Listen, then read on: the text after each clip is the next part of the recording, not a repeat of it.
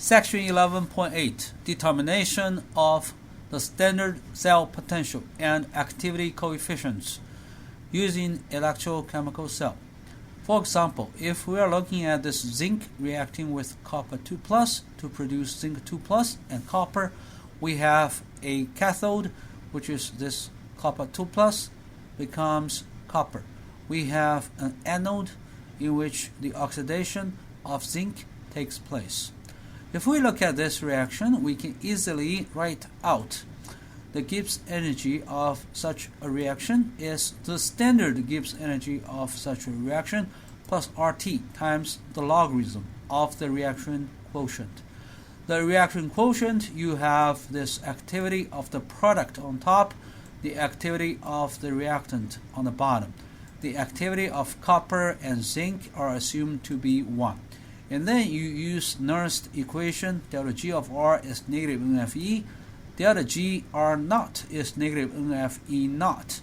Now we can simplify this equation. The cell potential is simply E naught minus RT over NF times the logarithm of the reaction quotient. Now we are using the activities.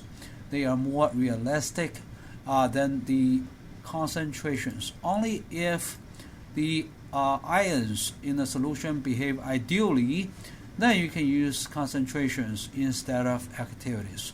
Look, activity is activity coefficient times the concentration.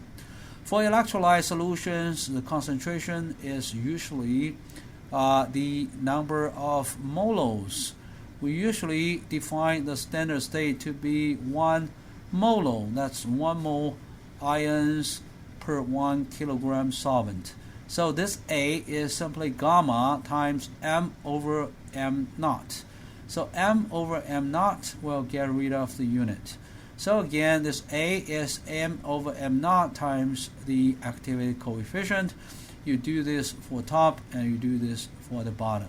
So now we have a relationship between this E and E naught. We do need the reaction quotient. It's right here. But pay attention here, this is negative RT over NF.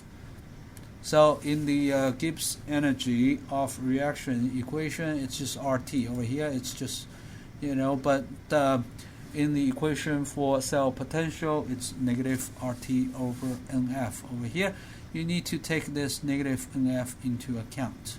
It's from this Nernst equation. In Nernst equation, delta G sub R is equal to negative NFE.